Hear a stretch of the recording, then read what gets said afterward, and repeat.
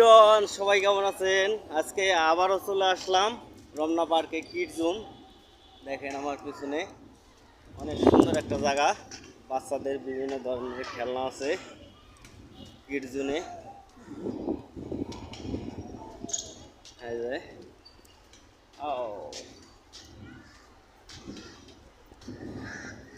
আমি তো আজকে বাচ্চা হয়ে গেলাম গা,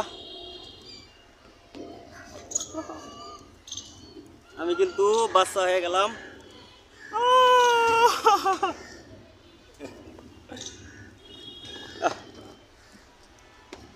ময়লা পড়ছে।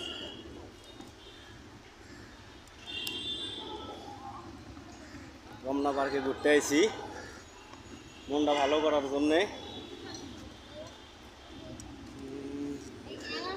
এই যে আন্ডা ডিম ফুটাইবো এখানে বয়ে থাকলে।